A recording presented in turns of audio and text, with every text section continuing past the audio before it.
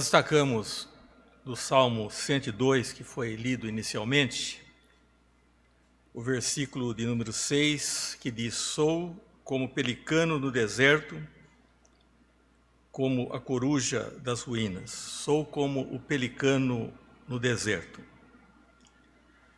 Meus irmãos, é uma experiência inédita. Não me recordo, nesse longo tempo de ministério, ter pregado para um templo vazio, praticamente. Esse salmo, ele retrata bem a situação de uma pessoa aflita, cujo destino estava ligado também ao destino da sua nação, o povo da aliança. E é, na verdade, um salmo que se constitui numa queixa, num lamento. Ele fala, o salmista, em seu próprio nome, e depois de descrever a sua situação física, psicológica e até espiritual, ele fala do seu estado de alma, dizendo: "Eu sou como o pelicano no deserto."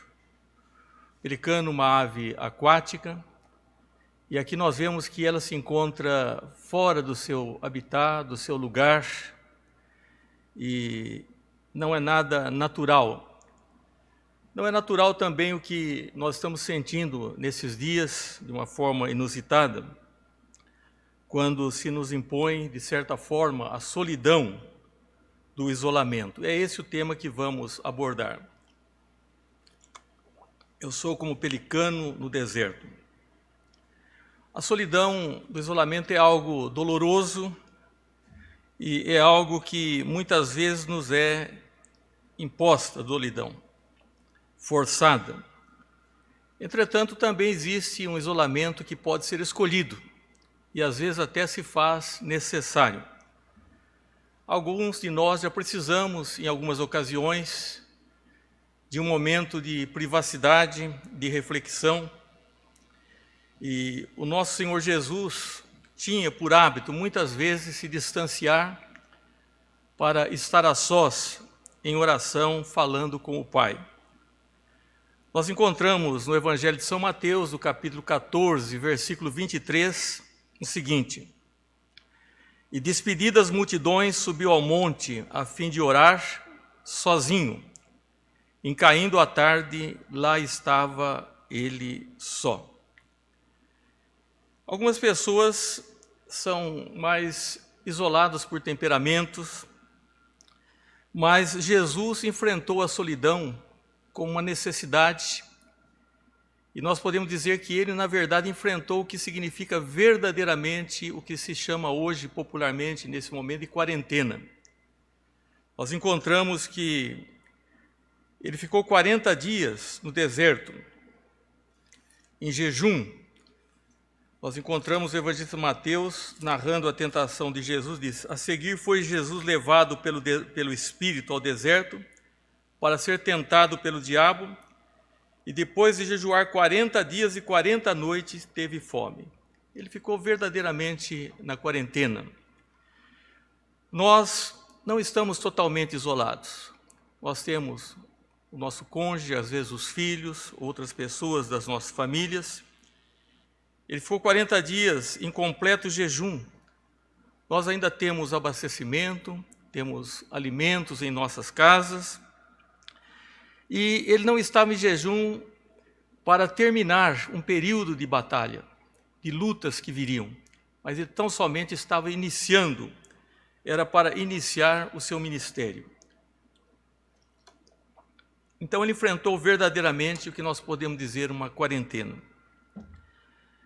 Existe uma solidão que é infligida, auto-infligida. Algumas pessoas, elas se tornam solitárias. Elas não são capazes de valerem a si mesmas, elas fogem de si mesmas e muitas vezes acabam fazendo críticas à comunidade, que na verdade é uma graça de Deus nós estarmos vivendo em comunidade. Eu gosto de contar a história de uma ilustração de uma senhora que se dirigiu ao seu pastor dizendo que a igreja não era uma igreja acolhedora, que a igreja não era uma igreja amigável. Então o pastor pediu ao corpo de diáconos que tomasse providência para que aquela senhora se sentisse bem. E eles disseram, não há possibilidade, porque é uma pessoa difícil, ela chega tarde para os cultos, e quando vai cantar o último hino, ela já está saindo. Mas um dos diáconos teve uma criatividade e resolveu o problema. Quando aquela senhora entrou, atrasada, ele sentou no banco de trás daquela senhora, e quando ela se levantou para sair do templo, ele saiu junto. Ele se ofereceu para acompanhá-la até o seu veículo, foram conversando, e por fim aquela mulher estava se sentindo bem e mudou a sua opinião. Há casos que são possíveis de melhorar, de se resolver, mas há casos que parecem sem solução. Pessoas que se afastam dos demais e pessoas que, tendo as próprias dificuldades, preferem muitas vezes criticar a comunidade. A solidão de isolamento em cidades grandes, muito povoadas. Eu já morei em cidades pequenas, e quando a gente mora em cidade pequena, a gente pensa, olha, uma cidade maior tem shopping, tem tantos divertimentos, mas não é verdade isso, porque às vezes na cidade grande a pessoa também é solitária, isolada, e na cidade grande, às vezes, ele é uma pessoa, é um a mais. Já existia um isolamento social no nosso país.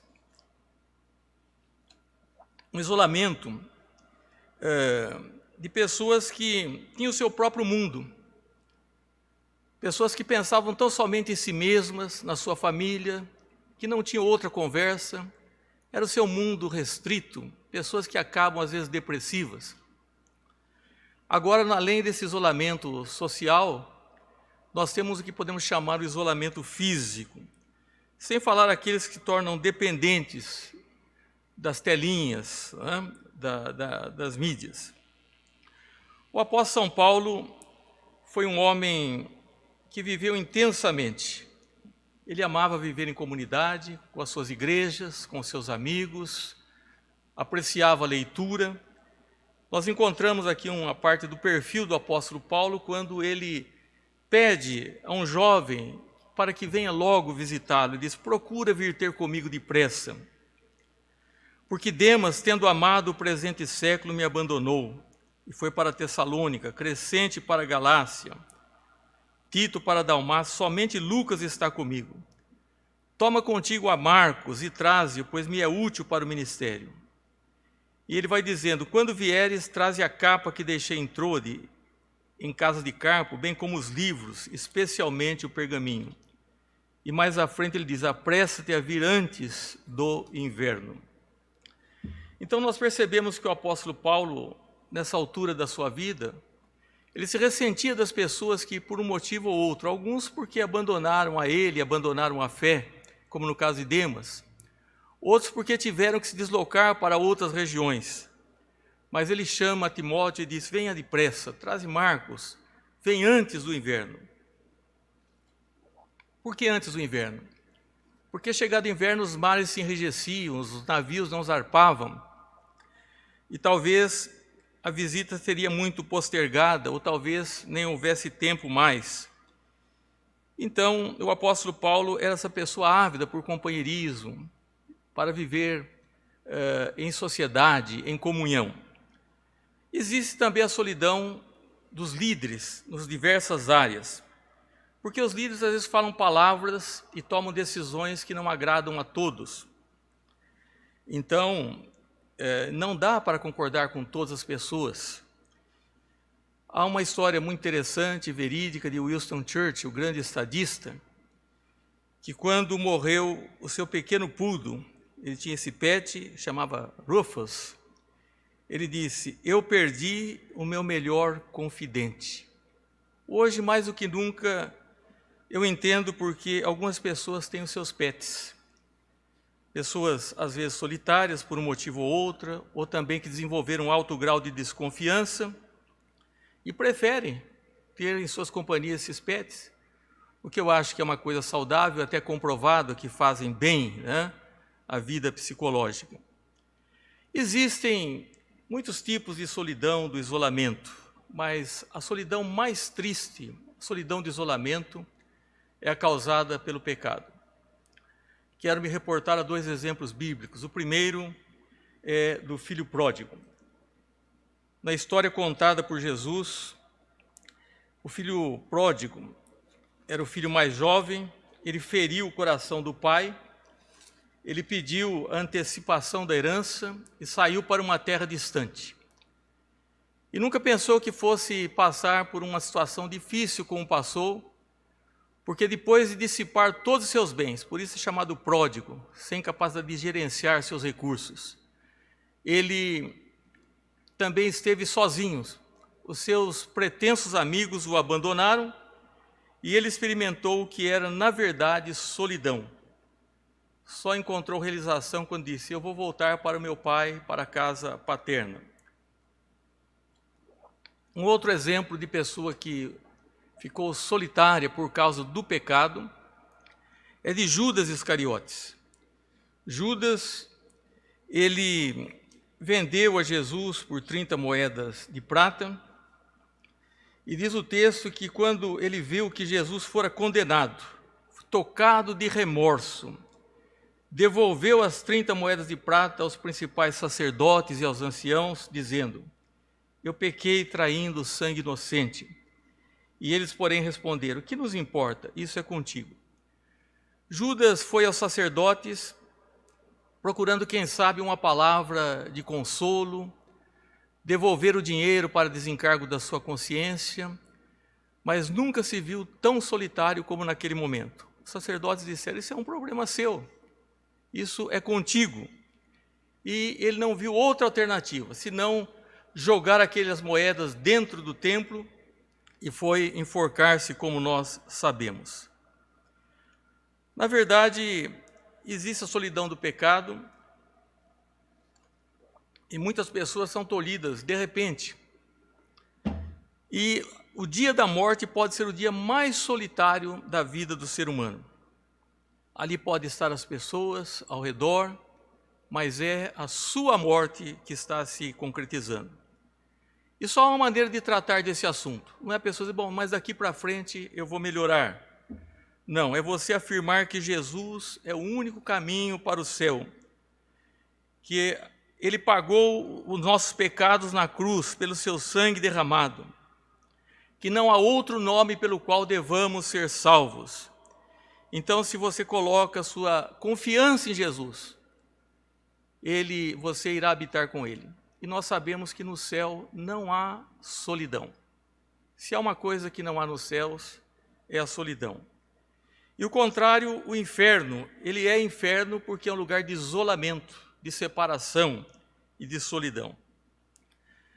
Eu estive com muitas pessoas no ocaso das suas vidas, quando capelão de hospital e mesmo no exercício pastoral, e por mais que eu conheça a Bíblia, eu sou reticente num texto, sempre me vem à mente e eu tenho lido com as pessoas. É o Salmo 23 que diz: ainda que eu ande pelo vale da sombra da morte, eu não temerei mal algum, porque tu estás comigo. Existe o isolamento de pessoas também que são solitárias por uma razão ou outra. Isso também acontece muito. Não é? Nós encontramos um texto na Bíblia, no livro de Eclesiastes, que diz: isto é um homem sem ninguém, uma pessoa extremamente solitária, não tem filho nem irmã, contudo não cessa de trabalhar, e seus olhos não se fartam de riquezas. E não diz: para quem trabalho eu, se nego a minha alma os bens da vida. Nós temos muita pena das pessoas sozinhas.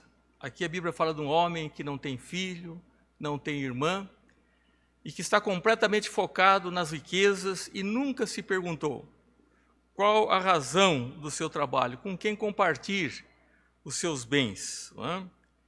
Então, há pessoas que são sozinhas, que tomam suas refeições sozinhas, pessoas que assistem televisão sozinhas, passam feriados sozinhas, E principalmente em algumas épocas isso é muito dolorido, esse isolamento. No tempo de Natal, no dia de ano, na Páscoa, logo teremos a Páscoa, né, logo mais.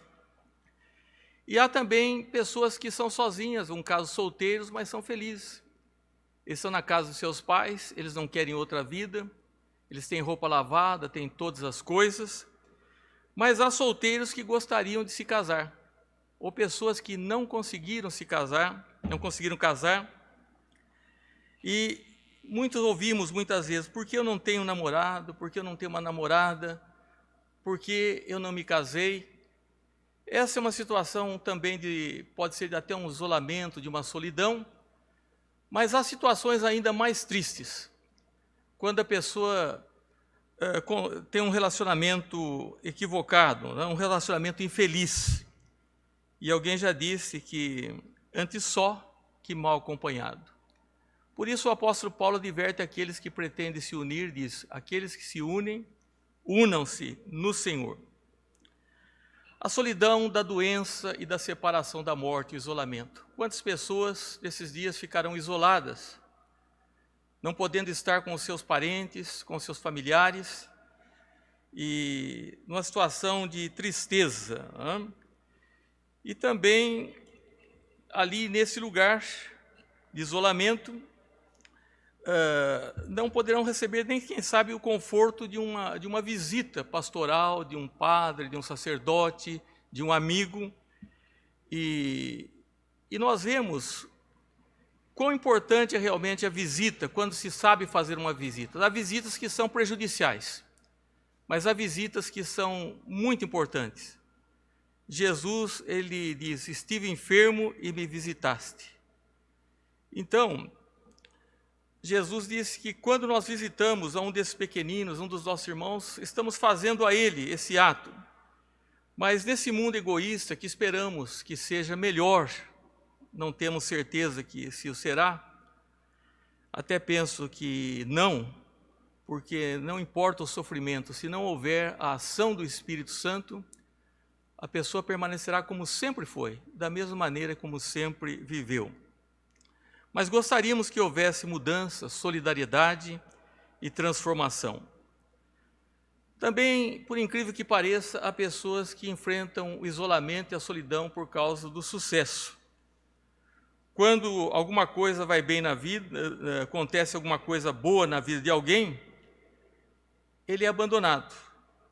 Se alguém às vezes consegue um salário melhor, consegue comprar uma casa, um carro, um emprego, e as pessoas, ao invés de se alegrarem, como diz a Bíblia, alegrai com os que se alegram e chorai com os que choram, nos dias atuais tem sido mais fácil encontrar aqueles que choram com os que choram, e não aqueles que se alegram, né, com aqueles que se alegram.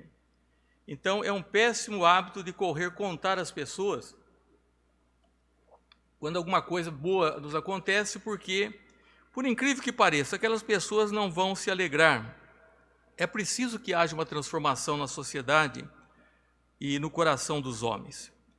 O grande problema de Saul, para aqueles que conhecem as Escrituras, não era o gigante Golias. O grande problema na vida de Saul foi Davi.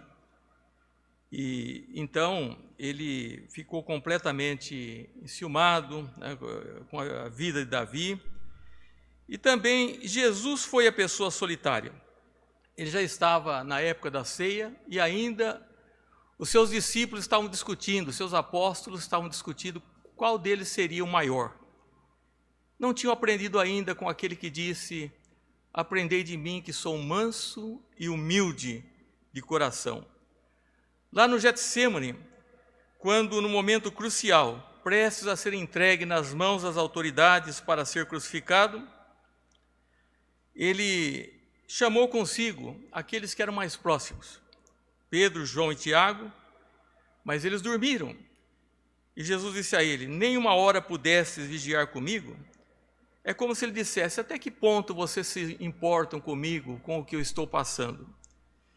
Então, até que ponto as pessoas se importam conosco ou com você num momento delicado da sua vida?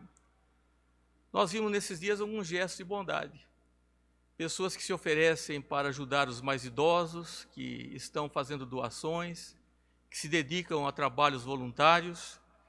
E é preciso realmente que aprendamos, né, que esse isolamento, por mais difícil que seja, assim como todas as dificuldades podem trazer algumas melhoras, algumas coisas boas, e seria interessante que houvesse esse espírito de se importar com o outro ainda mais. Porque a solidão do isolamento, ela traz consigo muitos valores.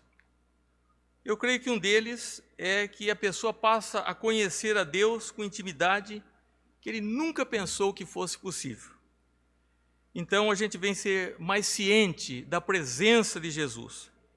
Ele quer ficar conosco, mas às vezes nós não temos tempo, nós estamos cheios de distrações e alguns estão agora se ressentindo da falta de distrações. Mas o tempo a sós com Deus, como Abraão, que era amigo de Deus, Moisés, com que Deus falou face a face. Essa intimidade se pode encontrar bastante no isolamento. Quando a Bíblia, Jesus disse, fecha a porta do teu quarto e ora teu pai que está em secreto. E teu pai que está em secreto te recompensará. Porque normalmente nós não ficamos a sós. Agora nós temos uma solidão, o isolamento que nos é infligida e devemos não nos queixar. É claro que nós estamos sentindo, como disse o começo, como um pelicano no deserto. O deserto é o lugar mais inapropriado para o pelicano. Ele está desconfortável, não é nada natural. E é assim que nós estamos sentindo. Mas podemos, apesar dessa situação, nós tirarmos o proveito de conhecermos mais a Deus, a sua intimidade, de uma forma que nós nunca pensamos antes nas nossas vidas. Nós podemos agora, conhecendo a Deus, desejar ser como Jesus. Vamos ter tempo para orar, né? Vamos ter tempo para sermos intercessores, para pensarmos mais uns nos outros.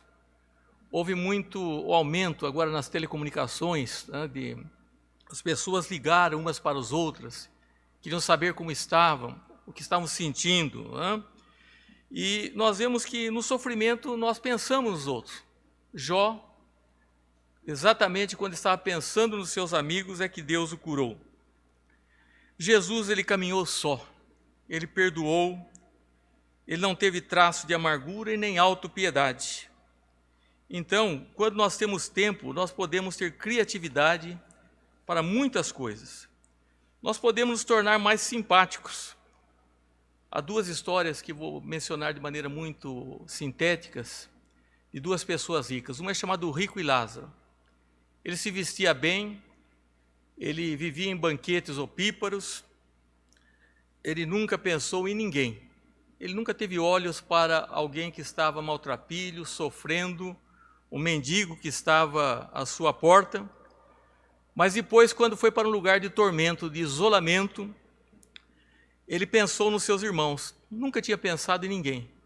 Se alguém viesse aqui à terra, como se possível fosse alguém voltar para pregar aos seus irmãos. E foi dito a eles, têm Moisés e os profetas, eles têm as Escrituras. Nós ainda temos aquilo que é mais importante na vida da igreja e nas nossas vidas, que são as Escrituras Sagradas. Também a história do rico e sensato, cujo campo produziu em abundância. E ele só sabia os pronomes possessivos. O que eu vou fazer com os meus bens? Eu vou derrubar os meus celeiros, eu vou reconstruí-los. Eu vou dizer à minha alma, come, bebe e farta-te. E foi dito a ele, louco, esta noite pedirão a tua alma. E o que tens preparado para quem será? Eu penso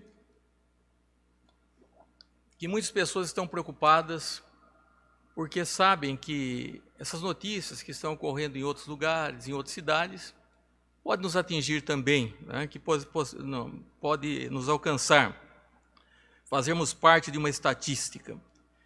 E então temos que estar realmente preparados e aprendermos a louvar a Deus, né? e saber que há um propósito nesse isolamento. Eles pensam, em termos médicos, né, de ganhar tempo para aparelhar os hospitais, os recursos, mas nós que estamos na mão de Deus, diante de um Deus soberano, um Deus de misericórdia, devemos aproveitar esse tempo para sabermos da melhor forma possível e sabermos que há vitória nesse período de solidão. A Bíblia fala de pessoas que foram solitárias, que não fixaram residência. Diz assim: pela fé, fala de Abraão, peregrinou na terra das promessas, como em terra alheia. Nunca se sentiu como nativo, sempre se sentiu como estrangeiro. Habitando em tendas com Isaque e Jacó, herdeiros com ele da mesma promessa, porque aguardava a cidade que tem fundamentos, da qual Deus é o arquiteto e o edificador. Todos esses morreram na fé, sem ter obtido as promessas.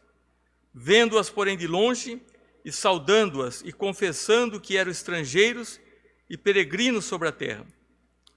Porque os que falam desse modo manifestam estar procurando uma pátria.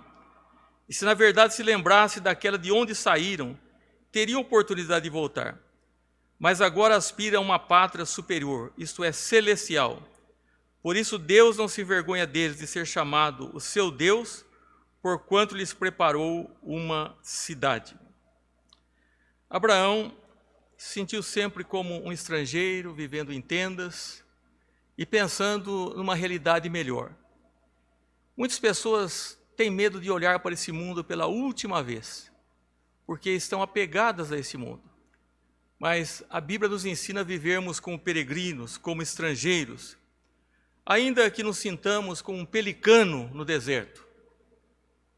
Silêncio, isolados, nós sabemos que não estamos sós.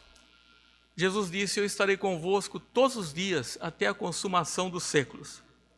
E é claro que nós queremos viver, que nós devemos lutar contra as enfermidades, as endemias, epidemias, as pandemias, e devemos adquirir sempre bons hábitos de saúde, de higiene, e vivermos a vida, uma vida significativa, mas devemos também entender que estamos na mão de Deus, que Ele é soberano, e que essa terra não é o nosso lugar definitivo, que nós somos como peregrinos e estrangeiros, e que há uma vitória, e que há um país saudável, de um clima bom, de perfeições, onde não haverá mais morte, onde não haverá mais lágrimas, onde não haverá mais dor.